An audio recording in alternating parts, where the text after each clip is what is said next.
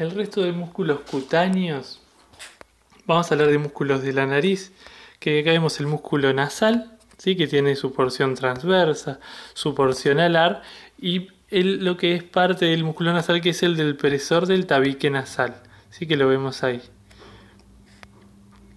Entonces el nasal es uno y acá tenemos el prócer, que es otro. Entonces, ¿sí? La porción alar, que es muy cortita, ¿sí? Su inserción va a estar relacionada a los incisivos, ¿sí? Superiores, ¿sí? Tal vez canino, ¿sí? Se va a dirigir al ala de la nariz y teniendo una porción, ¿sí? Que se va a dirigir a lo que es el tabique nasal, ¿sí? Que ahí lo podemos ver, este músculo, el presor de tabique. Y va a tener una porción transversa, ¿sí? Del músculo nasal, que se va a dirigir a lo que es el puente de la nariz, pudiéndose ahí en la línea media unir a una aponeurosis que va a unir los músculos, ¿sí? De un lado y del otro, ¿sí? Entonces esta porción alar, ¿sí? Dilata la narina, y eso lo pueden hacer ustedes fácilmente, pero a la hora de estrechar, ¿sí? La nariz, quien se ocupa es la porción transversa. Este músculo, ¿sí? Como depresor de tabique nasal, ¿sí? Algunos autores lo consideran como un músculo independiente, ¿sí? Pero sepan que son haces que van del hueso al tabique nasal y pudieran generar una depresión de ese tabique,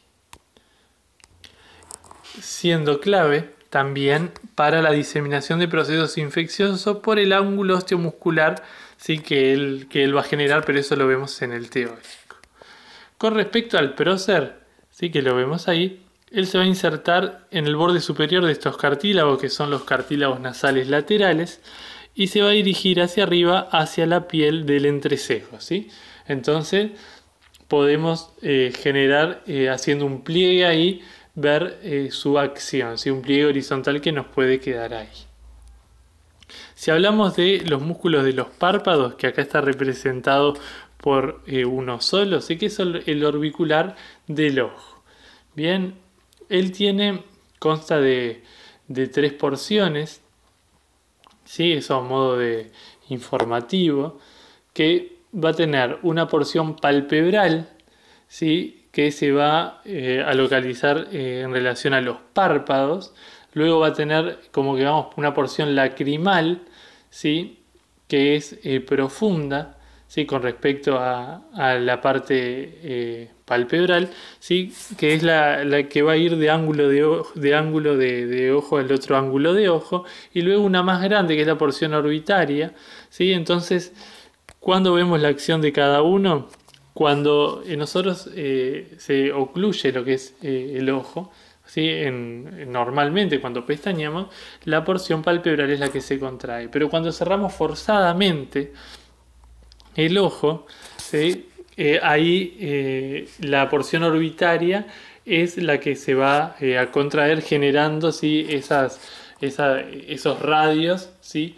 Verticales a lo que es la superficie del ojo o al contorno del mismo. Y con respecto a músculos del cráneo, que los vemos aquí, este músculo, que es el occipito frontal, ¿sí? Que tiene un vientre occipital, ¿sí? Y tiene un vientre frontal, ¿sí? Estos músculos, ¿sí? Va a estar unido, ¿sí? Por una fascia que ahí la ven blanquecina, que se llama fascia epicranial. Bien. Luego otro que vamos a tener es el corrugador superciliar, ¿sí? Que estaría por aquí, ¿sí? Acá no lo podemos ver, pero aquí hay parte de él, ¿sí? Que es otro que va a estar en la parte medial de la ceja, ¿sí? Bien a medial, ¿sí? También genera el movimiento de ese sector. Y luego tenemos lo que están relacionados a lo que es la oreja, los auriculares, que aquí los ven, ¿sí? Lo que es auricular superior, auricular anterior y auricular posterior, ¿sí? pudiendo generar movimientos en la oreja que no todos tenemos esa facilidad de hacer. En mi caso no logro poder realizarlo, pero ustedes pueden probar. Y para finalizar con respecto a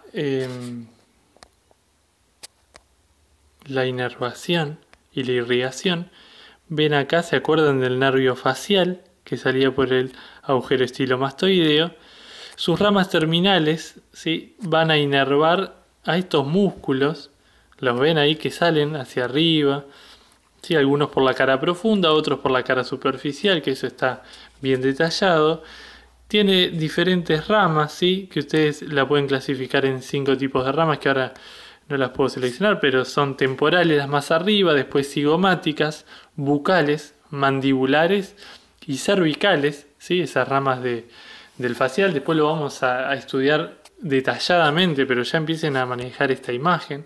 Él los inerva, pero a los que no inerva estas ramas terminales son a los posteriores, ¿sí?, a los auriculares, ¿sí?, que están acá, y del occipito frontal a lo que es ese vientre occipital que es bien posterior. ¿Quién inerva? Este que está ahí, que es el nervio auricular posterior. ¿Ven cómo sale? Va hacia atrás y va a inervar a esos músculos auriculares. Todo el resto está inervado por las ramas terminales del nervio facial. Eso con respecto a la inervación. A la irrigación, según el sector, van a estar relacionados la mayoría con esta arteria, que la vemos ahí, que es la arteria facial, ¿sí?, que va a ir dando sus ramas, bien, para el sector anterior. Luego otra va a ser la temporal superficial, que la vemos acá, ¿sí?, también va a dar sus ramas para este sector sobre todo. Y esta que está acá, auricular posterior, ¿sí?, y esta arteria, que es la arteria occipital, también para el sector posterior, ¿sí?